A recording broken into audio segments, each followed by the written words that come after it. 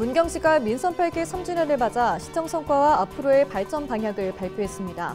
교육과 교통혁신을 강조하며 지금까지와는 전혀 다른 문경시를 만들어가겠다고 밝혔습니다. 자동차 부품 전문 기업인 카펙 발레오가 영천 하이테크파크 지구에 1,600억 원을 투자합니다. 전기차 배터리 시스템 생산 라인을 구축할 계획입니다. 연일 무더위가 이어지고 있는 가운데 경주시가 폭염 등 자연재난 대비 재난 대응 체계를 가동합니다. 폭염 취약 시간대 농작업 자제를 유도하고 순찰 활동도 병행합니다. 경북도 내 농식품 가공업체의 지난해 총 매출이 4조 7,929억 원을 기록하며 전년과 비교해 5% 성장한 것으로 나타났습니다.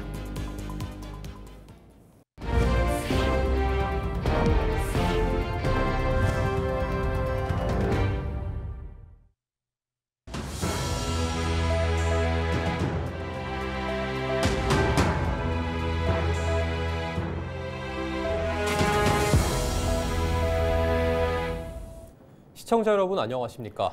헬로티비 뉴스입니다. 문경시가 민선 8기 마지막 1년을 맞아 지역 미래를 위한 핵심 사업에 속도를 내고 있습니다. 신영국 문경시장은 교육과 교통혁신을 강조하며 지금까지와는 전혀 다른 문경시를 만들어가겠다고 밝혔습니다. 서희동 기자입니다. 8일 문경시청에서 열린 기자간담회. 신영국 문경시장은 지난 3년간 준비해온 주요 사업들의 결실을 남은 임기 내 반드시 이루겠다고 밝혔습니다. 가장 큰 방점은 교육의 획기적인 개선에 찍혔습니다. 신 시장은 민선 8기 문경시정의 최대 과제로 진행 중인 숭실대와 문경대의 통합에 대해 올해가 가기 전에 가시화된 성과를 거두겠다고 말했습니다. 지난해 2월 양 대학과 경상북도, 문경시가 함께 지역산업 맞춤형 인재 양성을 위한 업무 협약을 체결하는 등 긴밀하게 실무를 진행하고 있다며 세부적인 과제는 논의 중이라고 밝혔습니다. 좀 신중한 기간이 필요한 것이고 그래서 오늘도 이렇게 제가 시원하게 통합에 대한 발표를 못하고 신중한 얘기를 하는데 저는 뭐 시간의 문제지 이미 양대학 간의 근본적인 의견 일치를 보고 있다 이렇게 말씀을 드리겠습니다. 교육 분야의 또 하나의 과제인 한국체육대학교 유치는 새 정부의 제2차 공공기관 지방 이전과 연계해 추진할 방침입니다. 이미 많은 변화가 이뤄진 지역의 대중교통 체계도 화두였습니다. 지난해 11월에 개통한 중부 내륙철도 KTX 문경역 효과로 수도권이 1시간 30분 거리로 가까워지며 관광객 유입이 늘어난 상황. 신 시장은 올해 1월부터 시행한 시내버스 무료화와 최근 시행한 버스 노선 체계 전면 개편 등 대중교통의 혁신으로 관광객들의 접근성은 물론 시민의 편의가 높아졌다고 강조했습니다. 앞으로 문경역과 김천역을 잇는 철도 구간이 2033년에 완성되면 문경을 중심으로 수도권과 경남 거제까지 빠르게 이동할 수 있어 지역의 새로운 기회가 될 것으로 기대됩니다. 점천역으로 와서 상주, 김천으로 연결해서 거제까지 가는 걸로 돼 있고 지금 현재 사업비 절감 차원에서 경북선에 있는 점촌에서 김천까지는 그 아마 노선의 상당수 활용되는 안으로 지금 검토되는 것 같습니다.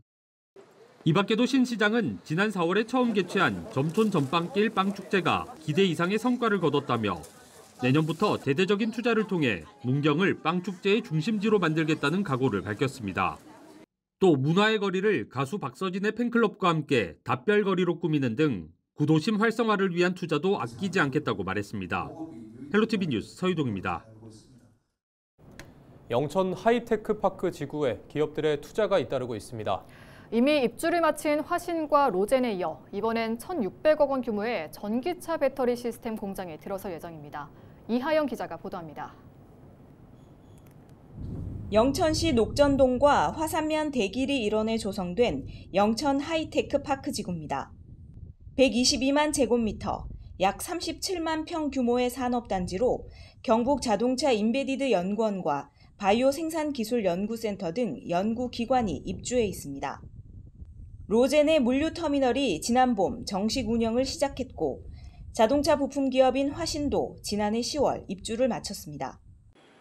카펙발레오는 올해부터 2030년까지 영천 하이테크파크 지구 내 36,000제곱미터, 약 11,000평 부지에 전기차 배터리 시스템 생산 라인을 구축할 계획입니다.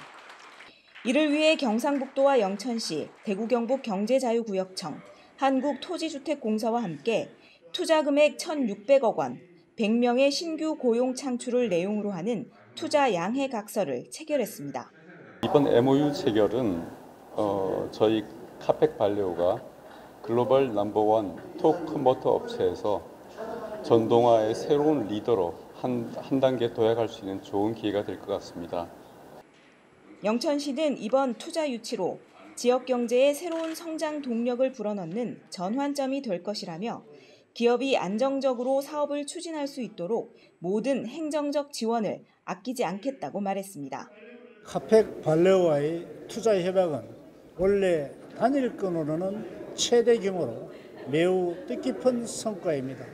이번 투자 유치를 계기로 지역 경제 활성화와 고용 창출은 물론 전기차 부품 관련 기업의 유입과 산업 기반 강화에도 큰 도움이 될 것으로 기대하고 있습니다. 기업 친화적인 환경 조성과 다양한 지원을 통해 영천 하이테크파크 지구에 대형 투자가 잇따르면서 영천이 기업하기 좋은 도시로 거듭나고 있습니다. 헬로티비 뉴스 이하영입니다. 연일 무더위가 이어지고 있는 가운데 경주시가 폭염 등 자연재난 대비 재난 대응 체계를 가동합니다. 고령층 농업인을 대상으로 폭염 취약 시간대인 낮 12시부터 오후 4시까지 농작업 자제를 유도하고 소방 사이렌을 활용한 순찰과 예찰 활동을 병행합니다. 건강 취약계층에 대해서는 재난도우미를 배치해 직접 방문하거나 전화로 안부를 확인하고 건강 상태를 살필 계획입니다.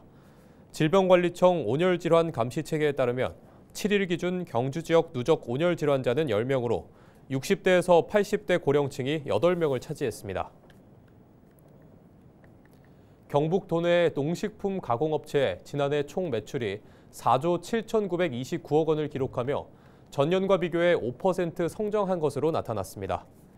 이는 도내 농식품 제조, 가공업체 2,635곳을 대상으로 한 조사 결과로 시군별로는 봉화군이 25% 증가했고 영양군 22%, 경산시 17% 등이었습니다. 매출 10억 원 이상을 기록한 업체는 530곳, 수출액 10만 달러 이상의 업체는 98곳으로 전년 대비 각각 40곳과 9곳이 늘었습니다. 경상북도는 도내 농식품 가공업체의 경쟁력이 국내뿐만 아니라 해외 시장에서도 꾸준히 높아지고 있다고 설명했습니다.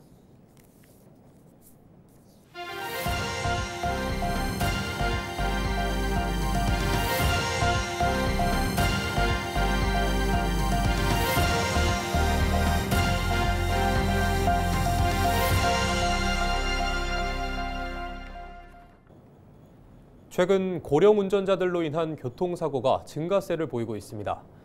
지자체마다 고령 운전자들의 면허증 반납을 유도하고는 있지만 실제 반납률은 매우 저조한 상황인데요.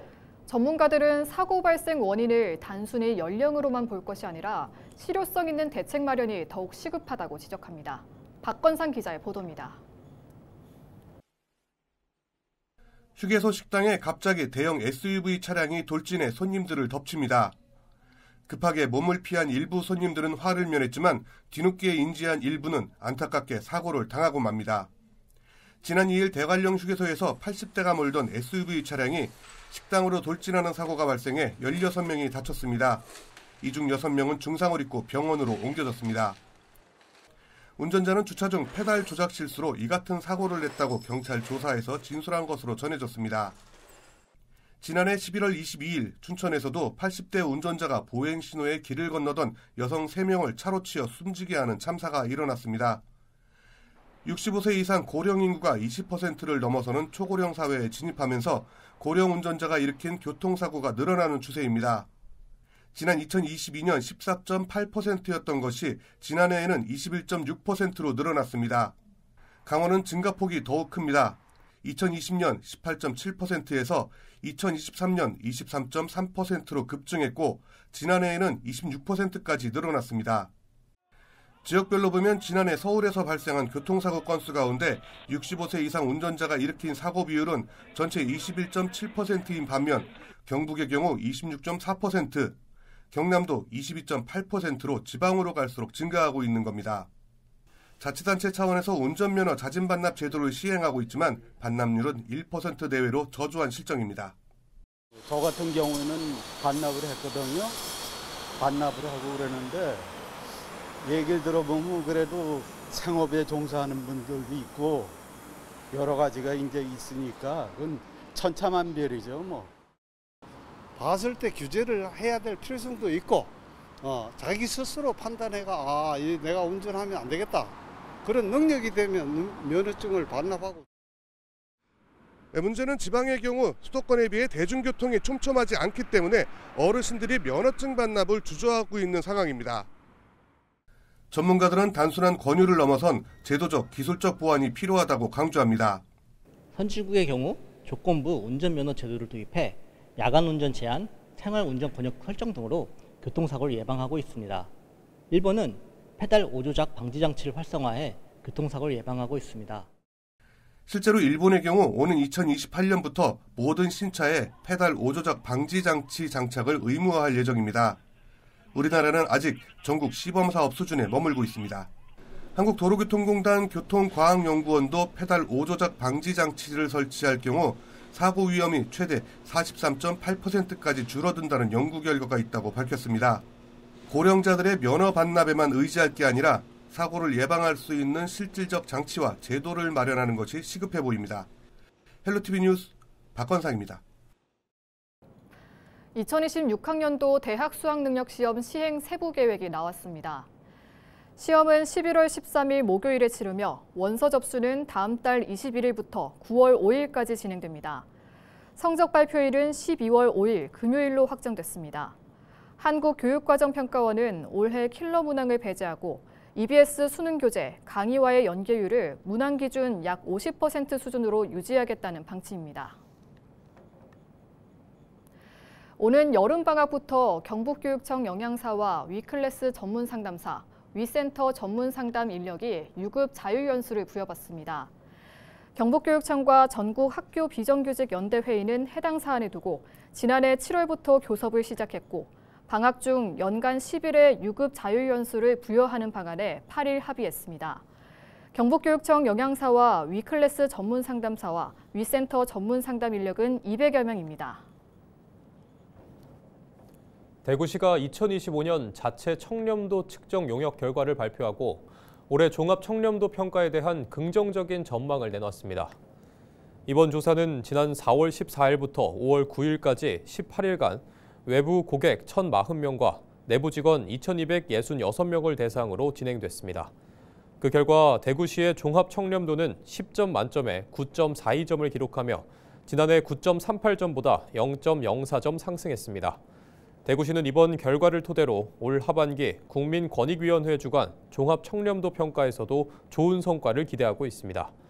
대구시 감사위원회는 측정 결과를 각 부서와 공유해 개선 대책을 마련하고 특히 청렴도가 낮게 나온 부서에는 맞춤형 컨설팅을 제공하는 등 취약 분야 개선에 집중하며 청렴도 향상에 최선을 다할 방침입니다. 대구 동구의회 더불어민주당 소속 노남욱 의원이 윤석준 동구청장의 즉각적인 사퇴를 촉구했습니다. 8일 열린 대구 동구의회 임시회에서 노 의원은 5분 발언을 통해 2년 가까이 공식 석상에 모습을 드러내지 않고 있는 윤 청장의 무책임한 리더십과 이로 인한 구정 마비 사태를 강하게 비판하며 사퇴를 요구했습니다. 윤 청장은 이번 임시회에서도 불참했으며 이미 올해 사용할 수 있는 연가와 병가를 모두 소진한 것으로 알려졌습니다. 그동안 시민단체나 지역 정치권에서 사퇴 촉구 목소리는 있었지만 현직 구의원이 공식적으로 사퇴를 요구한 것은 이번이 처음입니다. 7일 안동 그랜드 호텔에서 제54회 전국소년체육대회 우수성과 달성 기념 해단식이 열렸습니다. 제54회 전국체전은 지난 5월 24일부터 27일까지 경남 일원에서 개최됐고 이번 대회에 경북선수단 학생 812명이 출전해 금메달 36개와 은메달 33개, 동메달 49개 등 총 118개의 메달을 획득했습니다. 뉴스를 마칩니다. 고맙습니다.